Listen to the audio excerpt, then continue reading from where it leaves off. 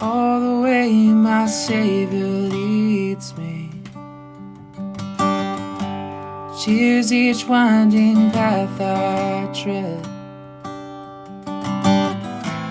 gives me grace for every trial, feeds me with the living bread.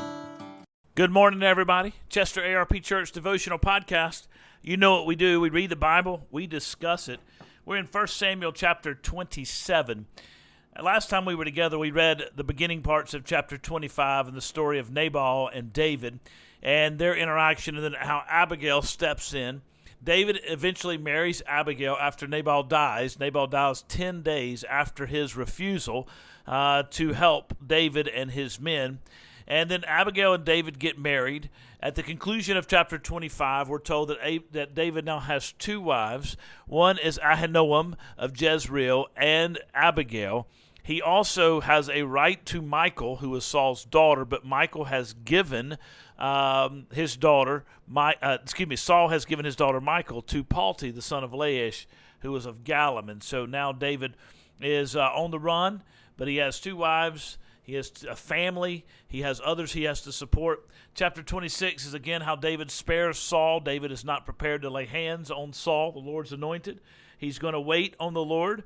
And as he does decide to wait on the Lord, Saul is spared again in another cave. Saul gives lip service to the fact that he's going to be respectful of David and care for David, etc. But David knows better than that as he goes on his way. And so chapter 27 is the story of David fleeing again to the Philistines. Verse 1 of chapter 27. Then King David said in his heart, "Now I shall perish one day by the hand of Saul. There is nothing better for me to do that I should escape to the land of the Philistines. Then Saul will despair of seeking me any longer within the borders of Israel, and I shall escape out of his hand."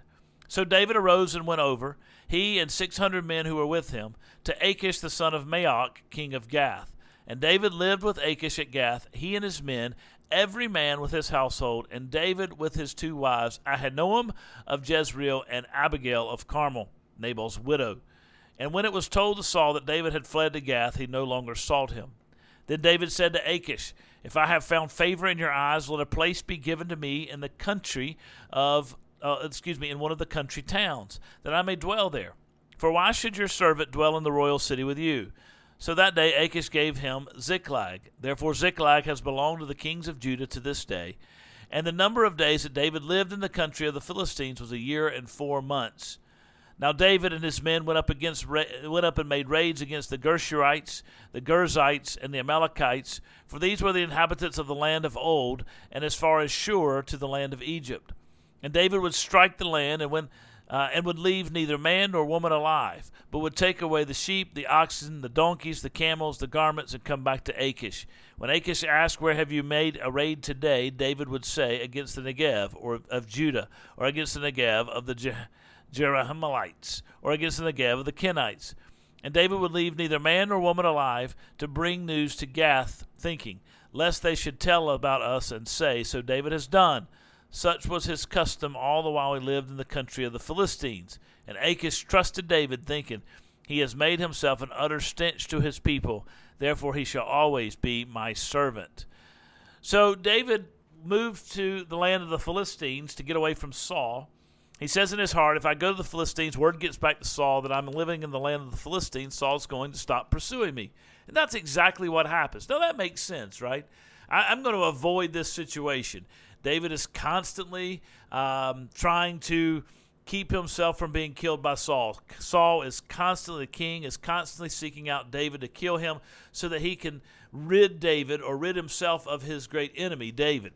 And so as he is going about his business, David says, you know what, if I leave town, if I leave the country, he'll get tired of following me, he'll let me go, and I'll be on my way. And so that's exactly what he does. And typically that's good wisdom, right? If there's a situation where we're being mistreated, and there's a situation where someone's out to get us, and we haven't done anything to deserve it outside of being the person that God has called us to be, and we haven't done anything to bring that trouble on ourselves, sometimes it's the best philosophy. In fact, most of the time, the best course of action is to just walk away.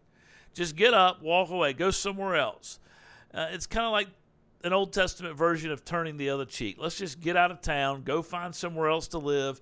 And that's exactly what David does. He does it for 16 months. He lives in the land of the Philistines, the land of Achish, who is the king of Gath. And he says to Achish very respectfully, would you give me somewhere to live in the country towns? Achish knows who David is. We're already told that. David goes to Gath one time before. He acts like a madman, but David's fame is spread. These people know exactly who David is. They're afraid of David. But they say, all right, you can have a place in one of the country towns, a place called Ziklag that belonged to the people of Israel, to the kings of Israel, kind of a retreat later on in Israel's history for the monarchy and for the royal family. David goes about raids, and it's like he has these conversations with the king and with others, and as he does those things, it's as if he feels like he has a responsibility to go and serve the king. Maybe this giving of the town of Ziklag was conditioned upon David's service of the king. And so as he goes and he is out doing his thing, he goes out and he's to put raids on these different places and take in their goods and the spoils and bring them back. And he's having an interaction with King Achish. So it seems like David is giving to King Achish certain portions of the spoil, keeping others for himself. And so that's exactly what David's doing as the Lord continues to use David to bring about wealth and growth in his life. And so that's what he's doing. And he has this good relationship. To the end of chapter 27, we're told that King Achish foolishly thinks David is going to be faithful to him and is no longer faithful to the Lord and to the Lord's people. David is doing what David is required to do. Achish is the one who is informed and confused in this story. And I think it's interesting to see how the dynamics of all this work together. One of the famous cliches is that God uses crooked sticks to draw straight lines. And David is by no means sinless, nor is Achish, nor is Saul. And yet God is weaving through all of this stuff, his purpose and his plan for Israel. And he does the same in our lives. If we could take lessons from this, sometimes we need to walk away. 2, we need to be more aware of who's around us. And 3, sometimes it's okay to live in a foreign land in order to do what we got to do in order to advance ourselves so that we can accomplish the will of God. Obviously, we're not going to go out and be sinful, but there are times when, we live in a period of exile or something because we are waiting our time as the Lord is going to accomplish his will in our lives, and we trust him through it all. You guys have a great day. God bless you. I'll catch up with you tomorrow. See you soon.